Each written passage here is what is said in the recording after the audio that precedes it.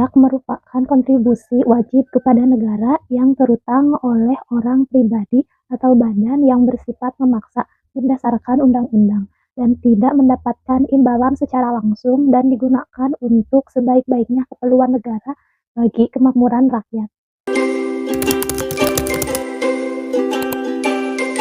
Yang pertama, adanya undang-undang.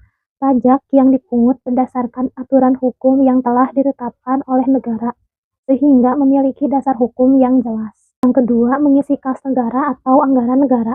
Pajak digunakan untuk memenuhi kebutuhan anggaran negara seperti pembangunan infrastruktur, pendidikan, dan kesehatan. Ketiga, adanya alih dana. Pajak melibatkan alokasi sumber daya dari masyarakat kepada pemerintah untuk kepentingan umum. Yang keempat, iuran rakyat kepada negara.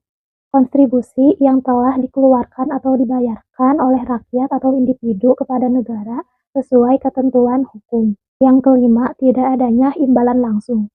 Pembayaran pajak tidak menerima manfaat langsung atas pajak yang dibayarkan, tetapi manfaatnya dirasakan secara kolektif dalam bentuk fasilitas dan pelayanan publik. Yang keenam, wajib dan dapat dipaksakan. Membayar pajak merupakan kewajiban yang harus dipenuhi oleh setiap warga yang telah memenuhi syarat dan dapat dipaksakan melalui sanksi hukum jika tidak dipenuhi.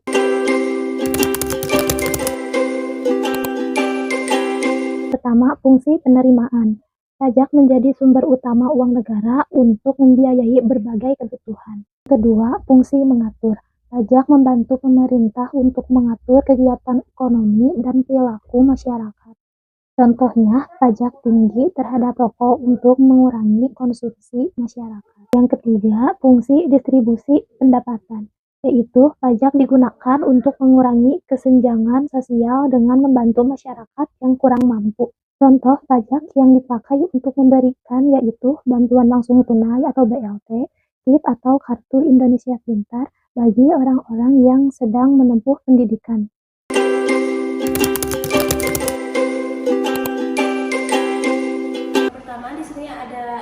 Retribusi adalah pemungutan yang dilakukan oleh pemerintah dengan memberikan imbalan langsung kepada pemerintah dengan memberikan bentuk layanan atau fasilitas tertentu. Contohnya adalah retribusi parkir, retribusi pasar, atau retribusi pengelolaan sampah.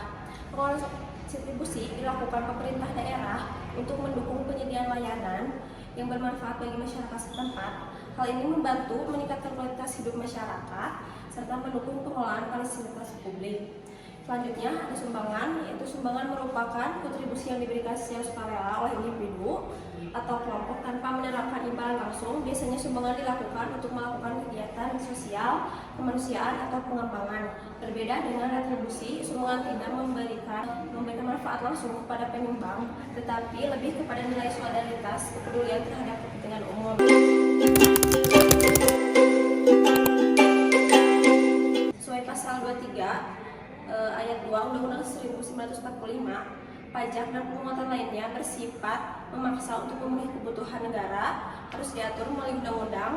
Hal ini menunjukkan bahwa pemungutan pajak memiliki dasar hukum yang wajib dipatuhi oleh seluruh warga negara. Tujuan utama pajak adalah untuk mendukung pembiayaan negara seperti pembangunan infrastruktur, pelayanan kesehatan, pendidikan, dan lainnya yang berdampak kepada kesejahteraan masyarakat.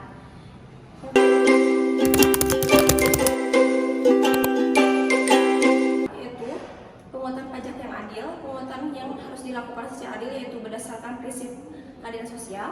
Pajak dikarenakan sesuai dengan kemampuan ekonomi wajib pajak sehingga tidak membebani suatu pihak secara berlebihan. Pemungutan pajak tidak mengganggu perekonomian, yaitu yang dirancang sedemikian rupa sehingga tidak menghambat aktivitas ekonomi. Dengan demikian, pajak harus memberikan ruang bagi pelaku usaha individu yang tetap produktif. Dan pemungutan pajak harus efisien dan sederhana, yaitu dilakukan dengan prosedur yang jelas, sederhana, dan tidak memakan banyak biaya administrasi sehingga hasil yang diperoleh dapat memaksimalkan untuk pembangunan negara.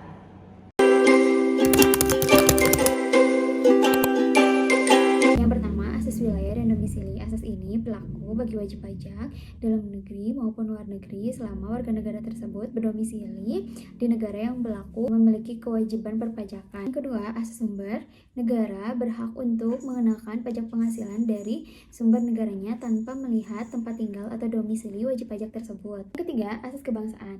Nah, dalam asas ini yang menjadi landasan pengenaan pajak adalah status kewarganegaraan dari orang atau badan yang memperoleh penghasilan.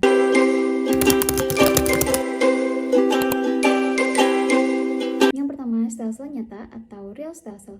Nah, dalam pengenaan pajak ini didasarkan pada objek penghasilan yang nyata, sehingga pemungutannya baru dapat dilakukan pada akhir tahun pajak, yakni setelah penghasilan yang sesungguhnya telah dapat diketahui. Yang kedua yaitu stelsel anggapan atau fictive stelsel. Nah, dalam stelsel ini pengenaan pajak didasarkan pada suatu anggapan yang diatur oleh undang-undang. Misalnya, penghasilan suatu dianggap sama dengan tahun sebelumnya, sehingga pada awal tahun pajak telah dapat ditetapkan besarnya pajak yang terutang untuk pajak yang berjalan. Yang ketiga, stelsel campuran.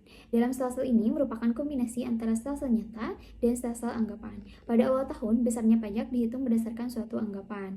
Kemudian, pada akhir tahun, besarnya pajak disesuaikan dengan keadaan yang sebenarnya. Apabila besarnya pajak menurut kenyataan lebih besar dari pajak menurut anggapan, maka wajib pajak harus menambah kekurangannya. Demikian pula sebaliknya, apabila lebih kecil, maka kelebihannya dapat diminta kembali.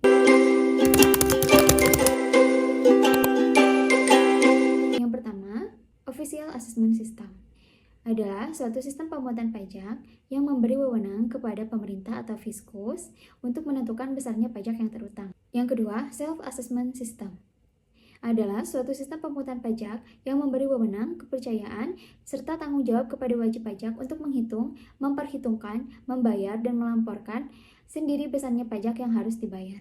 Yang ketiga, Withholding System adalah suatu sistem pemungutan pajak yang memberi wewenang kepada pihak ketiga untuk memotong atau memungut besarnya pajak yang terutang oleh wajib pajak.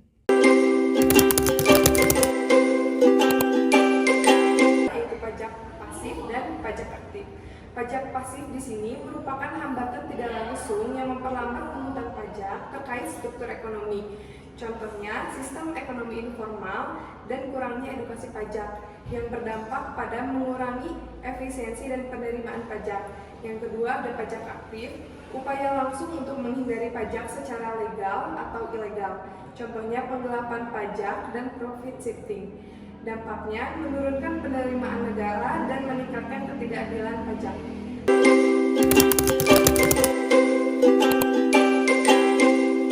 Hukum pajak material mengatur objek, subjek, tarif pajak, serta hubungan wajib pajak dan pemerintah. Contohnya aturan pajak penghasilan PPh dan PPN.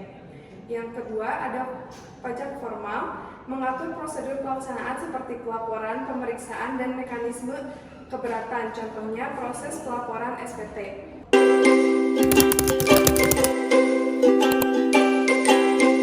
Kesimpulan dari keseluruhan materi ini adalah pajak merupakan kontribusi wajib yang dikenakan oleh negara kepada individu atau badan hukum tanpa imbalan langsung, digunakan untuk kepentingan umum dan kesejahteraan rakyat. Pajak memiliki peran penting dalam pembangunan negara, baik sebagai sumber pendanaan atau fungsi budgeter maupun sebagai alat kebijakan untuk mengatur distribusi ekonomi dan sosial atau fungsi regulatif.